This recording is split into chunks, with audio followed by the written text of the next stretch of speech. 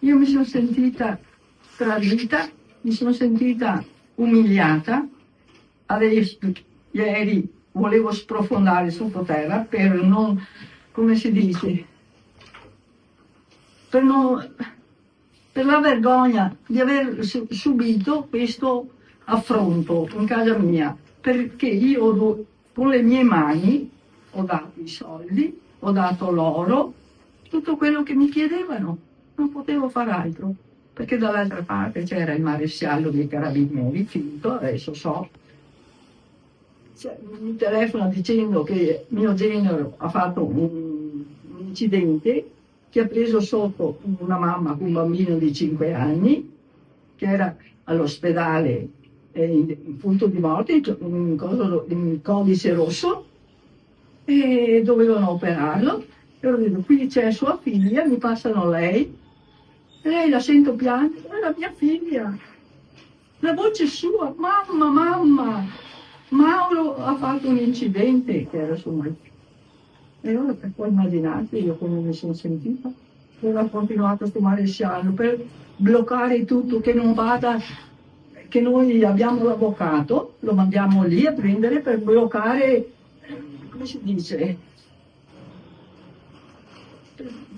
E cauzione, per bloccare il Sì, procedimento. era un coso di cauzione per non mandarli o in prigione o fare il processo, insomma, cose del genere. Se noi facciamo tutto subito, blocchiamo tutto.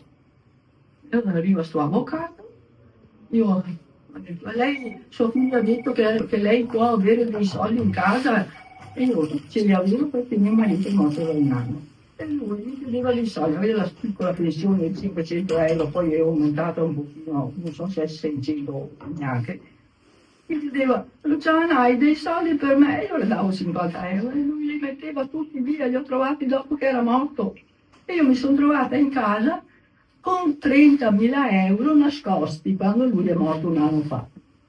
E io li avevo questi soldi, capisci, là in casa, e ora i primi che avevo erano tutti, li avevo preparati tutti in un elastichetto, in mazzette da 1.000. E ora erano 15.000 euro, l'avvocato l'ho aperto io, è entrato, li ha presi pure e scappato.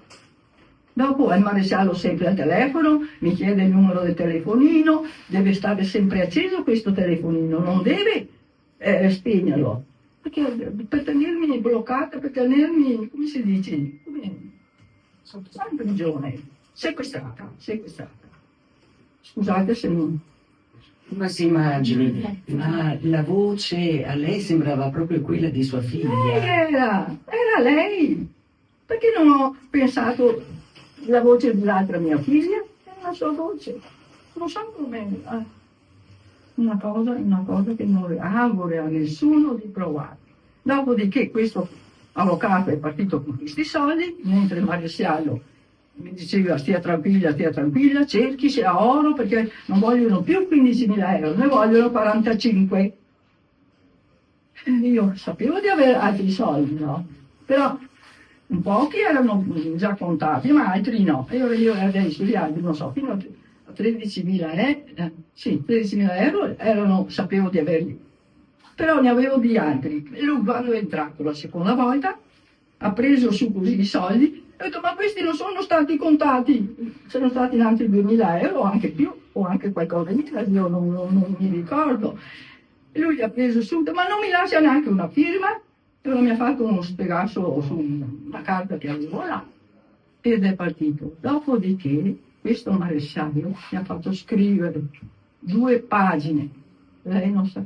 E io chiedevo perché devo farle.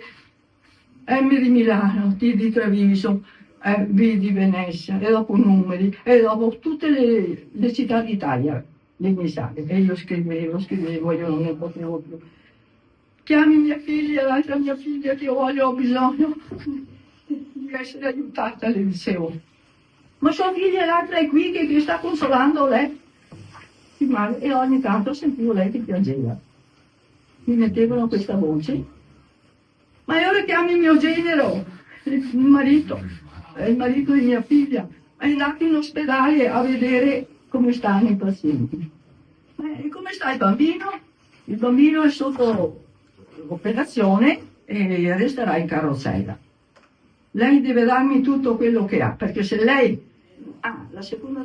i secondi soldi li ho dati perché? Perché mi ha detto che il carabiniere stava arrivando per controllare tutta la casa e se trovava qualche soldo in casa che io non gliel'avevo dato, mi portava via, no?